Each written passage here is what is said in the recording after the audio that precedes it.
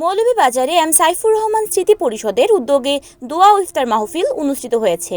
মঙ্গলবার মৌলভীবাজার শহরে একটি অভিজাত হোটেলে ইফতার পূর্বে বক্তব্য রাখেন মৌলভীবাজার ৩ আসনের এমপি বিএনপি জাতীয় নির্বাহী কমিটির সদস্য ও এম সাইফুর রহমান স্মৃতি পরিষদের প্রধান উপদেষ্টা এম নাসির রহমান।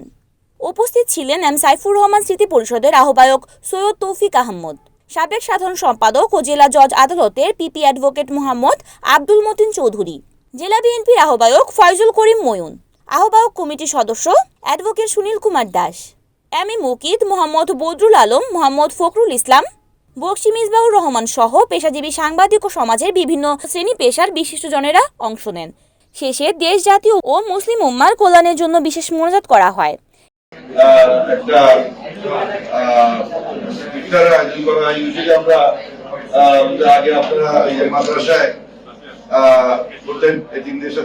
এবার আমি বলছি যে জেলার বিশিষ্ট ব্যক্তিবর্গকে এবং এতিমদেরকে নিয়ে এক জায়গায় একটা করার জন্য, অনুষ্ঠান করার জন্য, শুধু এতিমদেরকে নিয়ে করলে মানে পরিষদের ব্যাপ্তিটা ঘটে না, তো তাদেরকে এনে এখানে আমি বলেছি যে এখানে করলে জিনিসটা ভালো দেখাবে।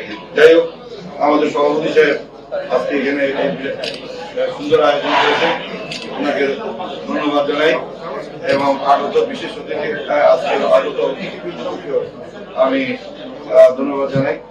রিপোর্ট করেছেন মৌলভীবাজার প্রতিনিধি তিমির বণিক, NAN TV।